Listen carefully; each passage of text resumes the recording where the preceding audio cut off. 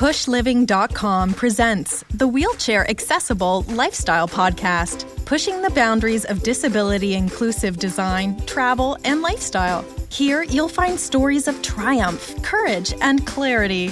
You'll discover you're not alone and hear from inspirational guests from the disability community and beyond. You'll get fresh reviews of the best inclusive travel locations and fabulous products to help make your life more functional, healthy, and fun. We will intrigue, enlighten, and encourage you to live your best life on wheels. Whether you're a wheelchair entrepreneur, a stay-at-home mom or dad, or newly disabled, you will love the advice and ideas we share to help you learn, grow, and push your own boundaries. Now, let's roll. Hello, and welcome to the PUSHLiving Podcast number 29. Today, we have our guest, Keoke King from Participant Assistive Products, and I am your host, Deborah Davis. I just learned this from the World Health Organization via Keoke in our last phone call. There are 77 million people in the world who need a wheelchair. How many do you think actually have access to a wheelchair? Only a shocking 7 million people.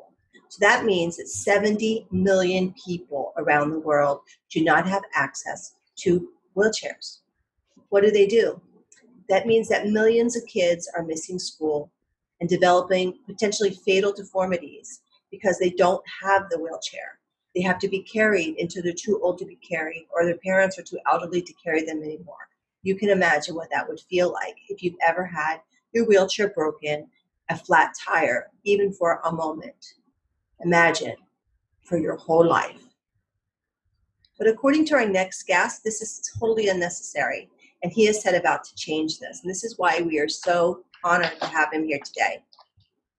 Most of the tech already exists to make this possible. It just needs to be made durable, because imagine not everybody has paved streets like we do all around the world. You're talking about, unindustrialized nations with dirt roads, etc. Nobody has access to ramps in many of these countries. So durable is important and affordable, but this is not a difficult thing. Most of the tech already exists. It just needs to be made affordable. Again, not a difficult thing.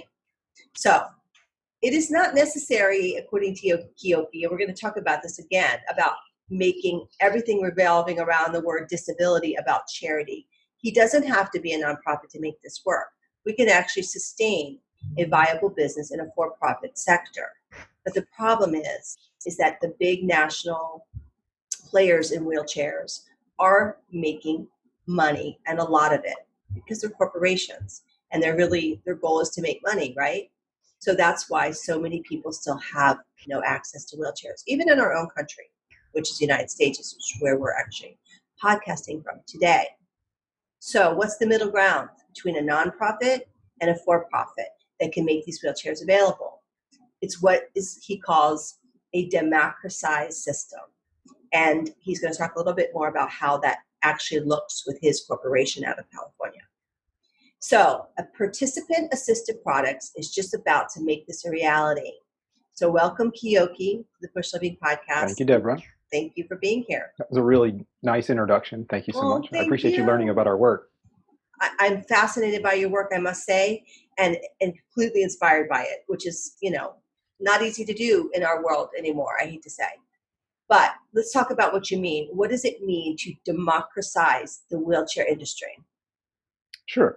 Well, I think democracy is just this idea that everybody gets a vote, right? Everybody gets a say. So when you democratize a product, you're really saying, wow, this product doesn't need to be only for elites or only for the wealthy people. It could be for everybody. So, the basic, square Everson Jennings hospital style wheelchair is everywhere in the world, but wheelchairs that are really capable on the user's terrain, that really fit their style, that fit their bodies, these are only available in, the US, Europe, and Japan. And then certainly for children that need postural support, those chairs are not available either. So we're working on that. We're working out, like you said, how to make these things affordable, how to make them perform well in users' environments. And we've been working on it for about a year and a half. Our first product will come out next March. Okay, so when you talk about, I love what you said about how democratized means everybody gets a vote. When you're saying that, I'm thinking about insurance. I mean, basically, it should be the same way with healthcare, right? And this is basically healthcare. So how can we make this healthcare more affordable to these people? Give me the idea of the cost of these chairs that you'll be able to make, and how we can allow the people who have money and are able to afford it, keep the wealth, as I say, trickling down, so these people who maybe can't afford it can still get in a chair. What are we talking about, the cost differentiation?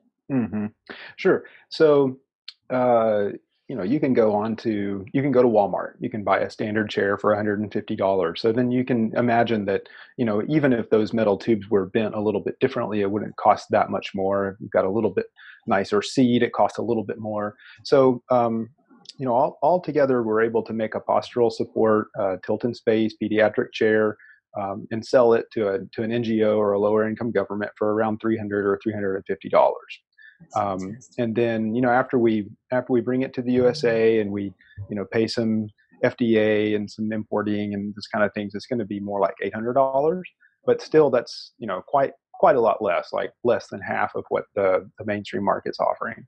Exactly. I mean, for a posturalized support, which is a critical point here, we're talking about people who live in wheelchairs from the time that they're born, or who, end up injured just like many people do anywhere, and they now need higher end customization wheelchairs. Right. And that can actually get over the terrain. And tilt-in-space is very fascinating too. What would be the reason for that, and what makes this chair different than some of the other chairs that are out there, like the Whirlwind, I think is the example I'm thinking of, or the type of chairs that you see where they have the levers and you push them. Right. Okay, so you're really familiar with this space. That's great.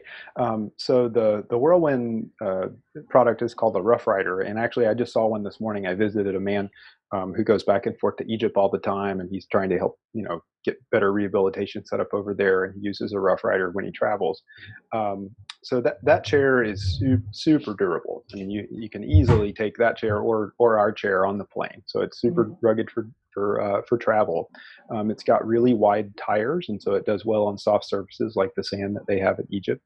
And it's a steel chair, so it's pretty heavy, but it is an X-brace folder, so you can fold it up and store it, in the back of a taxi or something like that. So I worked for Whirlwind for 4 or 5 years, and that's really a great company. They've done a lot of super work. That's a really solid product. And then that lever drive chair was developed from a group out of MIT, and I think now they offer it in the U.S. The Veterans Administration is reimbursing it, and they've got a lot of folks that are using it for adventure and like Tough Mudder or something like that. It's the Leverage Freedom Chair offered by Grit. Right. So I think the levers do provide, for some users more energy efficiency than pushing on hand rims, and that's definitely an innovation that's worth recognizing. For us on this first product, what we're trying to do is fill a gap. So the World Health Organization has identified 50 products that they say are like priority. So if a government is beginning to provide for people with disabilities, they're including them in their national health insurance. This is happening in the Philippines and Ukraine and Kenya. Then the World Health will give some guidance and say, look, these are the first products that you should offer to serve the widest variety of people. And one of those products was this tilt-in-space postural support pediatric chair.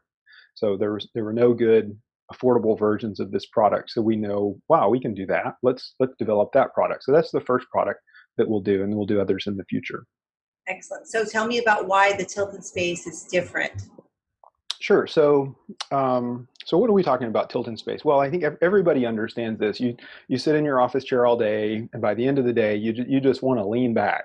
So this is not a recline. It's not that the chair is going flat. It's that the seat angle and the seat to back angle is staying the same, and the chair is tilting back. The whole chair tilts back. Okay. Exactly. It's what everybody does in their office. I want that. Hey. We should have that in my chair. Yeah. So I mean, just like what I described there, the office worker gets tired, and it feels nice to lean back in your chair and get some of the pressure off of your behind and the muscles that hold you up, when you're sitting up straight are different than the muscles that hold you up when you're laying back, right? So you get Right. different muscles involved, and kids with cerebral palsy get that same, experience.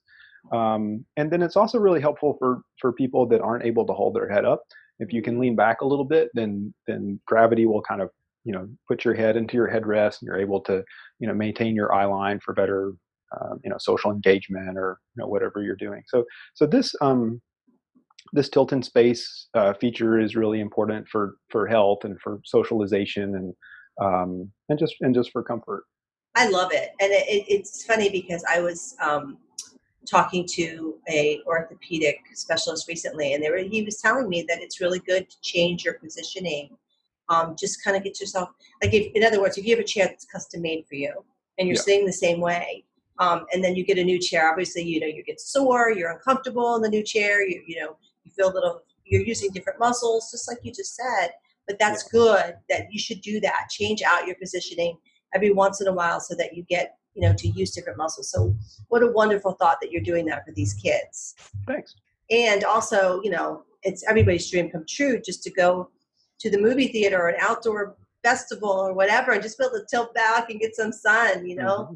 And for the parents of these children to be able to have the ability to do that. What a wonderful thing for such a great price. So go ahead. I was just going to touch on what you were talking about, going to the movies or just being out in the community, if you don't mind. So sure. The name of our company is Participant, and we're a B Corp. So, a normal corporation is going to, the board is going to evaluate the management. How well are you guys doing driving up profit? Mm-hmm. But for a B Corp, we have that same, urgency to grow at the same time to accomplish our social mission, like a nonprofit would. So our social mission is to increase the participation of people with disabilities by making great products. So when that child is able to go to the theater, or when they have more participation events, like more days in school or more days playing outside their home, places where they would go, if because they have the wheelchair, places they wouldn't go if they didn't have the wheelchair. That's something that we can measure, and we can say, wow, look, we're doing better there. And so that way we can kind of hold these things in tension. How well are we doing getting the chair out to lots of people? And then how is the chair doing increasing participation? So a corporation, a B Corp, has a social mission behind it. So that's how it works. So it's not a nonprofit, but it's a for-profit. It's in between for-profit, which I totally agree with. I mean, there's nothing wrong. For-profit is not a dirty word, and unfortunately, a lot of people feel that way when it comes to anything disability related. It's always the telethon or the having to try to do these commercials and get people to feel sorry for you. We're going to talk about that in a minute, so hold that thought. Okay. Because I think that's really important. Okay, so you talked to me about something that I also find interesting, because a lot of people are like, well, what about people in our country? Why aren't you taking care of our country first? And I love how you talk about Participant being a global community. Can you talk about that just a moment? Yeah. So, I mean, I think there's this ubiquitous thing called a disabled persons organization. Any country that I go to, I can just assume, wow, where's the local DPO? And these do exist everywhere. So there is a natural magnetism for people with disabilities to get together and talk about, what's the hospital that gives you the best service, and which school should we send our kids to, and where's the grocery store that's the most accessible. So this doesn't need to just be local. We really think about the global disability community, and we want to be a global company. So we're serving people that are here in the United States with the same base model that we serve people in Kenya. So obviously very different, GDPs, very different income levels, but we can dress up the product here in the USA. It can have some, more features, it can come in various colors. But in terms of the clinical benefits and the benefits for transportability and so on, it's the same product. So we see that as like, oh, let's get this product out to lots of different people, and they all get the benefits. And then the really great thing is we get some terrific feedback from people here in the U.S. Excellent. And then it makes it so that you can actually provide it to people. There goes the democratization of the wheelchair, because when you're able to sell it here, I'm assuming that you get more money from the insurance companies, right? Yeah. Okay, and then you can sell it for less in places that may not have as much funding. But there is more funding happening, right? In all these other countries. Yeah. Yeah. So the what is driving and that? this is like not this is not talked about enough. This is like such awesome news. So the United Nations Convention on the Rights of People with Disabilities, now it's been out for I think more than a decade. Mm-hmm. And this was the most rapidly adopted convention ever. So I many didn't know countries. that. Yeah, I mean, countries just they see this as just obvious. We need to take care of our elders. We need to take care of these kids. We need to, Right. this is something. There's really an imperative that countries want to do that. And so that groundswell of energy and and politicians talking has actually turned into budgets being allocated, right? So there's a whole lot of countries now where the World Health Organization is recommending you need to take these products, put them into your Ministry of Health purchasing list, and then begin to buy those products. And so then those products come into the countries, and they go out through the government health ministry, or private hospitals begin to provide them, and so on. So this is really terrific.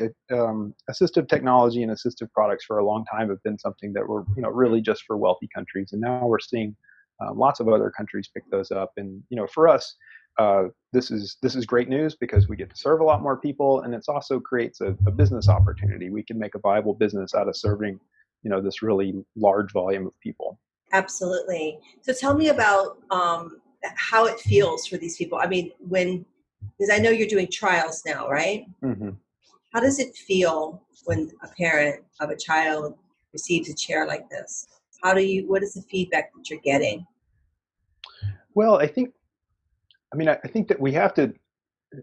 So if somebody in the U.S. gets a little bit better chair, like it's a little bit lighter, or it rolls a little smoother, or something like that, you can talk about those incremental benefits, which are super important, right, and really matter. But we need to go all the way back to, you're a mother of a child with cerebral palsy. They're 8 years old. They weigh, whatever, 70 pounds. They've just gotten to be so big that you really can't carry them around. And you don't have any supportive, furniture in your house. There's no supportive chair. So the mother can see their child developing worse and worse posture, right? And the child is super uncomfortable and cries, right? And now the mother can't carry the child outside. So that child's life, their environment really closes in to like a couple of rooms. So the difference that a wheelchair makes is vast. It's not just the child's posture, but it's the fact that they can go out and play with other kids in the neighborhood, or that they can go to school. And so I think that's really the thing that we need to communicate. Is like these impacts are just like really, really substantial for these children. Now, the other thing that's important to say is that for that mom, if she's caregiving all day long for that child, she has less attention for the other children, and she certainly can't go out and get a job. But when the child has some mobility, and they can go to some kind of a school or something like that, now both parents are able to get into the workforce, and you do see a break in what is really a pretty awful cycle of families being upwardly mobile, and then when they've got a child that requires so much care, their upward mobility can stop. And so we want to see those families continue to build their wealth, to build their skills, to be able to support their families, not get sort of stuck. Yeah, so a wheelchair has a huge impact.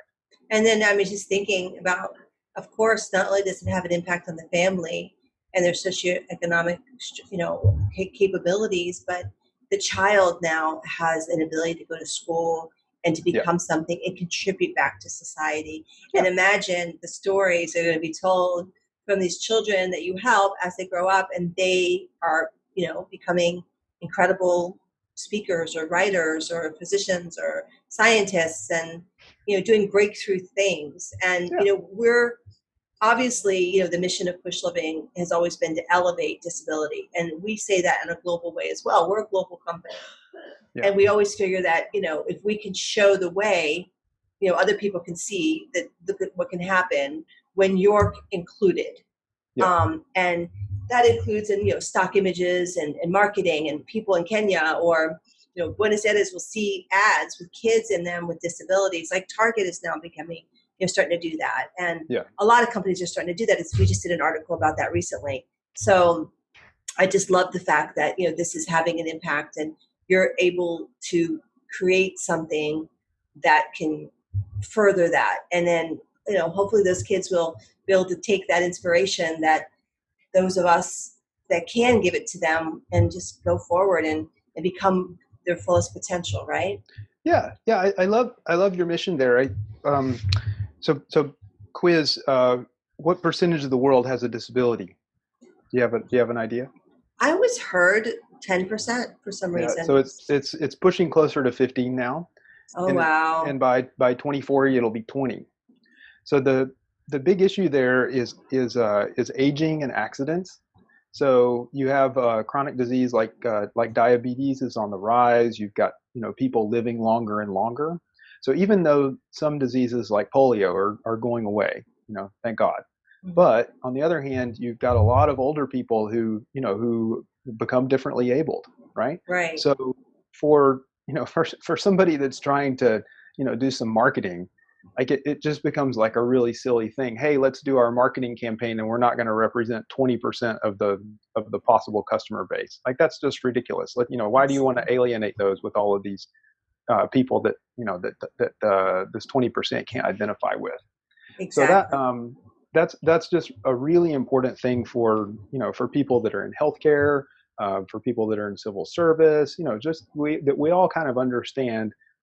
This is not just some deep edge of society, but no, this is 20%, and it's a group that we're all likely to join, right? So let's make sure that we're using universal design and that we're making these products available, not putting up a bunch of barriers, but that our culture makes sense.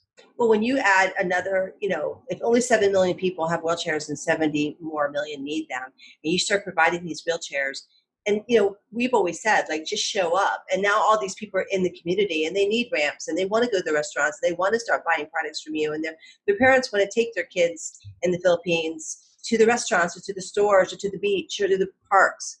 Guess what? Then it's going to be imperative on businesses and governments to start passing laws that will also, we did a story about the Bahamas. Yeah. Correct. And, the hurricane, right? Yeah. And they have laws there now that have disability, kind of like ADA, Americans with Disabilities Act that we have here. They have those type of similar laws there, but they're different, so every country needs to adopt those. And you're going to see more and more of that happen when people are actually able to be seen, and also it's how are they being seen? You're providing chairs through, these either organizations that have private funding or government funding. Right. And these people are able to get their chairs and now they have a voice and, they have the ability to complain and the ability to be participants. Yeah. Let's talk about that for a minute. Let's talk about how the people in those communities are currently viewing people with disabilities and how we really want to be viewed because, we complain here all the time, don't pity us, don't, look at us as inspirational. Stop looking at us as charity cases. Yeah. We just want to be seen as human beings with potential who just need to be accommodated, right? Yeah. So how can we help those countries also stop looking at those children and as they grow adults as not just pitiful, but scary and something that they have an aversion to, that they're afraid of in some situations? How can we help that? Well, I think, one of the most transforming things that I can do as an American who's far away is to design a product that allows people to get out into the community, right? So let those wheelchair users get out in their community and express their own voice about how they want to be viewed, right? Exactly. And I think it is important actually to go a little farther beyond that, to kind of wax philosophical. Like we have certain cultural values here about independence that's like really important here, right? Like we're Americans, we're cowboy on the range and we're out there all on our own. And so, the whole world knows Americans are really independent. That's like one of the main things they know about us. Rambo, there's going to be one guy that goes out there and by himself, so this is in many cultures, this is a totally weird idea, right? And that that the whole community is a part of a solution, or the whole community is a part of a decision. So I think that when we go, we need to be open to the way that the local people are going to define, disability, how they want to be viewed, how they want to be helped for themselves. Okay. So the best thing that Good I can point. do is empower people to go, to get a wheelchair that works, that doesn't break, so you can show up to work every day and figure it out for themselves, raise their own voice, define their own selves where they are in a way that makes sense for them. But the bottom line is that by not making them a charity case, by giving them a chair that is like in our country, that is provided by either Medicare or our version of what you're giving them in those countries, Medicaid. Yeah. I'm assuming that would be a similar versions in all these different countries that you're in. It's not a donation. You didn't have to raise money on a GoFundMe page. You didn't have to send. It's something that they can expect that they have the right to. To be participating in society. And I like what you're saying. So you're basically, you're not going to go about and try to educate the community about how to treat these people with disabilities. You're just going to be giving guidance. And I guess you're going to be writing blogs, and you're going to be sharing information. Doing training. Sure. Is that part of what you do? Well, I think we're a product company, right? So we need to have pictures of people using our product. Here's somebody that went to the beach, or here's a child that went for a ride on the trail, or here's a kid in school. Certainly there's a lot of other actors out there, right? And people like yourself that are defining culture and creating culture and so on. So we'll definitely do some of that, but a lot of that is not totally our job. Right. It's actually not totally your job. That's true. Yeah, there's a whole lot of different organizations that are going to play a role. There's NGOs that are going to train about, what is rehabilitation, and train the first occupational therapist in some region, or something like that. And then our job is just really, on the product. Let's make something that's, that really functions well, that allows people to get out and participate. It's durable. They can fix themselves, give them that empowerment. It's exciting because there is going to be a lot of opportunity for that type of training and empowerment and speaking, and going into those communities. And now you have all these people who have chairs, and the businesses are going to want to know how to deal with them, and the schools and the teachers, right? Yeah. So how to make sure that voices are heard, and voices that are a little bit more elevated and been doing this for a long time can actually talk about it. Yeah. So we basically, you sent me a book, and I'm trying to get around to how to talk about this. I'm trying to figure out a way, but I really want to talk about it. It's called No Pity. Classic book. Yeah, I actually haven't read it yet, which is terrible. Probably it's kind of heavy. It's a pretty dense book. But it's about how people go. Why don't you tell me about what the book is about? Oh my. Well, since you read it. Yeah, it's been a couple of years. What I would say is that this disability culture and the moves toward the Americans with Disabilities Act and so on, like there's a lot of different subcultures there, right? So deaf culture and wheelchair users and all these different people. So in No Pity, you can read about how a lot of that evolved and what were the questions that those groups were asking, and how did they resolve some of those, and and then for us in Assistive Products, like what was evolving there. But I think that the thing that's really interesting, to this conversation about charity and so on, is like that process of our culture becoming more aware and more and more sensitive, refining language, being more inclusive in the way that we build buildings and so on, like that happened. That's a process. And it's not like a light switch. You don't just start with it off and you switch it on. It's like, but it's going to be like, people are going to learn and be educated, and culture is going to evolve. So I think that's a nice book, because it does help you to see, like, there has been a lot of progress. There's a long way to go yet too. But I think, charity is something it's kind of ubiquitous, like everywhere you go in the world. there's people who want to be charitable. They're a little bit more generous in their personality for whatever reason. And I find they often talk about, wow, I'm going to give some money to this person with a disability. Right. And so I think that I think that's something that we have to kind of recognize and try to figure out how do we grapple with that. Like let's not totally reject that, but let's see how we can help that to evolve and be a useful way to move the culture forward. And so we don't want to completely reject the idea of charity, but we also, what you're saying is we don't want it to be associated with pity, but with leveling out, elevating people. Don't patronize. And like I remember the famous Scott Rains. He passed away many years ago, but he always talked about how people with disabilities and himself. I mean, he was a PhD professor, brilliant thinker. He was infanticized. He was infantilized, I guess is the better word to use. Then and people just were like, oh, let me help you. And when he traveled the whole world, and he went everywhere. Right. And he was a quad, and he used a manual chair, and he was carried onto elephants, and he did all these things. But it's about respect, and still being able to help, but in a way that's not demeaning and looking down upon and feeling sorry for.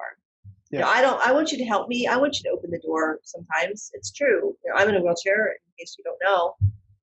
Can't really tell from this view. And I've been so since I was 18. But, I love it when people, I love the kindness of strangers.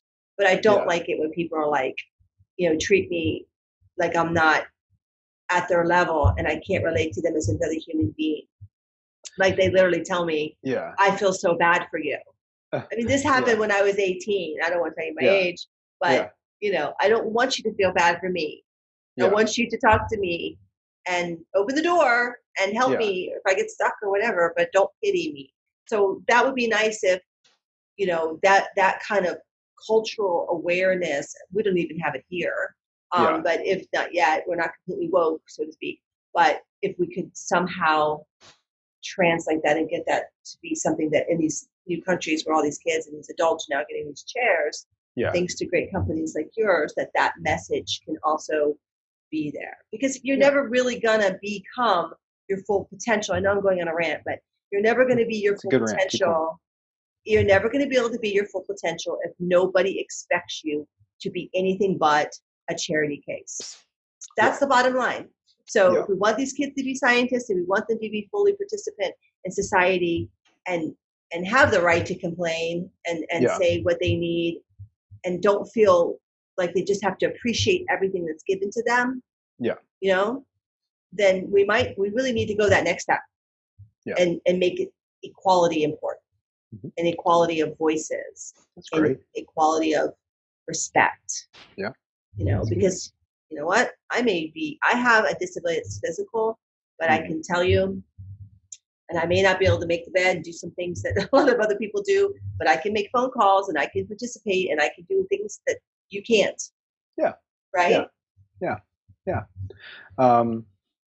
So just changing that dynamic is, I guess, what I'm saying. Yeah, and I love where we are right now. Like you're a video content producer right now, right? So that's technology enables lots of kids to make a lot of silly videos, and it allows you to make this cool show, right? So increasingly, technology breaks down these barriers. I think that's wonderful.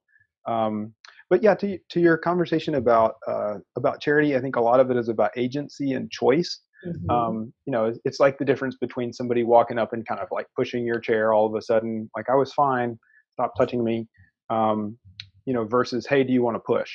Or if somebody's like, hey, can I get the door for you, as opposed to just assuming, well, you're weak and you won't get out otherwise, Right. So I think as somebody that's like, an AB, an able-bodied person that's been around a lot of people with disabilities, I've kind of learned that that's something that I need to do. Like, just ask people, hey, do you want some help or not? It's fine. You don't want any help. And then I think choice is really important when charity happens. That's kind of like, the old guy in the Santa Claus suit's got some bag full of God knows what, and then he's going to just like hand it to the kid, and the kid's going to say thanks. So that kid didn't get to choose.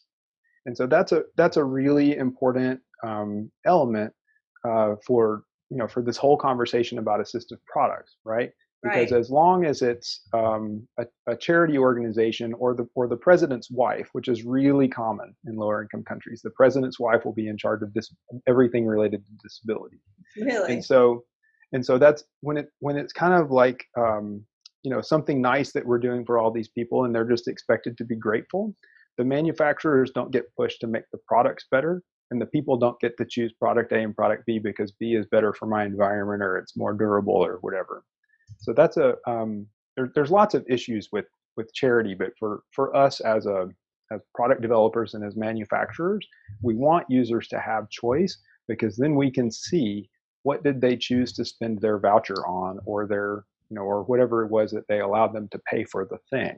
And then we can say, okay, let's move a little bit more in that direction and make the products better and better, Better and better. Oh my gosh, that's the a best. charity environment. That's kind of like we're going full circle now. That's the best understanding now of why it should be a for-profit and not a charitable organization. You just said it.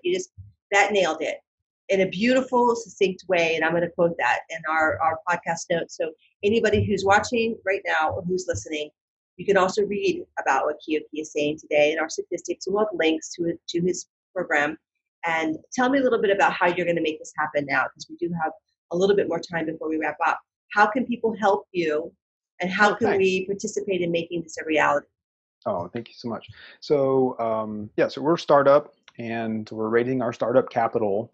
We've been bootstrapping, which means the founder's been paying for everything out of our bank accounts and running up our credit cards and stuff for a year and a half. So now we're raising enough money to actually get this product into production. So we have a WeFunder campaign. So WeFunder is like kind of Kickstarter for investing. So we can take investors as small as $100, and they can go on and make an investment, and then it's a loan. We'll pay you back. So this is not a GoFundMe and you're just going to mail your money away and it's gone. I love it. So we can invest in you. Exactly. Well, we're going to be investing. Hey, great. Awesome. I believe in you. Yeah, well, we've raised on the WeFunder, I think, 167,000. So we need to get to like 250 would be a comfortable budget for us to be able to get this product in. So it's like buying a stock. It's buying an investment in the company. Yep. I love it. Yeah, I mean, this is kind of a so normally everyday people can't invest in startups. That's usually something that's only for rich people. But during the Obama administration, they opened up this new kind of limited way where you can invest a little bit of money in companies that you believe in, that you want to see succeed. So if the community is excited about what we're doing, please get behind us. Every $100 investor counts. And what is your social media? Let's see, we're participant.life is our website, and then participant AP is that's where you'll find us on Twitter at AP standing or Assistive Products. Participant Assistive Products. So Participant AP is your Instagram and your Facebook. Yep. Okay, and your Twitter. Exactly. All right. Well, we'll have all those also links in the show notes as well. So basically, people can go onto your WeFunder, participant.assistive.products under wefunder.com, and they can learn more about you. And so right now, how is the product actually being made? Where is it being made? How is it being made? And you said they're customizable, right? Yep. Tell me a little bit about that before we close up. Sure. So, I mean, any chair for kids with cerebral palsy or just, quadriplegia or whatever, you need people that need a lot of support, right? So you need to have, laterals and hip guides and headrests and all, everything needs to be like very customized so it really fits the person's body. So we do all that. And then it tilts and it reclines. And then the other major thing is that it's modular. So the seat comes off of the base and you can fold it up and put it in a small car. You can use the seat by itself. Yeah. Okay. So go to the WeFunder and watch the product demo video. That's don't just listen to me talk about it. Go to the WeFunder Participant Assistive Products, search there, and you'll see it, and you can watch a little video. Excellent. Yeah. Okay. So, but where are they being made? Where are they being manufactured? I'm sorry. Right. So our supply chain starts in Shanghai, and then it goes out from there to the local countries. So one of the things that we want to do is have a real radical approach to localization. so that we can do, first manufacturing upholstery, then doing assembly, then later doing full manufacture using 3D printing in the country where the products are used. And that has, lots of benefits, reducing greenhouse gases, improving the availability of products, decreasing price. So that's providing jobs. Exactly. Yeah. We're inclusive, and we'll definitely be inclusive in employment. So we can kind of demonstrate, wow, look at this really progressive, high tech, production. Oh yeah, and they hire a lot of people with disabilities. Oh, Amazing. that's fantastic to know. Okay, so these manufacturing units will be once you get into these different countries, you'll start doing them there, and you'll be hiring some of these people who get your chair to work Absolutely. for you. Well, we look forward to following the story and seeing how really, I'm sure you're already doing it, but to follow people from the time they get the chair, and as they get older. And I'd love to participate in that, and sharing those stories on PUSHLiving.com if we can. Because this is really a beautiful story and inspirational, and I love what you're doing. So thank you so much for taking the time to speak with us today. Oh, I loved it. So we just had a private health insurance company in Nairobi, Kenya, has taken our chair onto their reimbursable products list, and there's one little girl there who's going to get a chair hopefully in February or March. So hopefully she'll love it, right? And then she'll say, "No, I want it to be pink."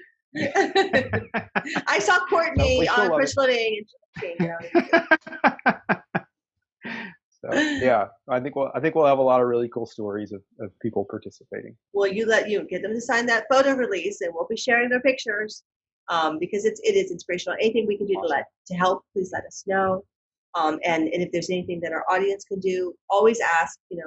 We're probably people will follow you and do whatever they can, but most of all, go to the website, the WeFunder site, and help support it. Invest anything that you can. What's the minimum amount you can invest? $100.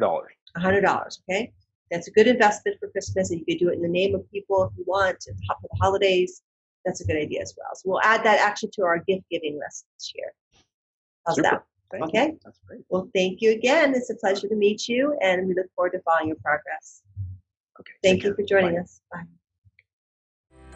From outdoor adventures to indoor activities, the Will Model C will complement your every move with superb stability and durability, easy disassembly, and tight turn capability. The Will Model C personal electric vehicle can help you live the life you aspire to. To learn more and find your perfect match, visit www.will.us.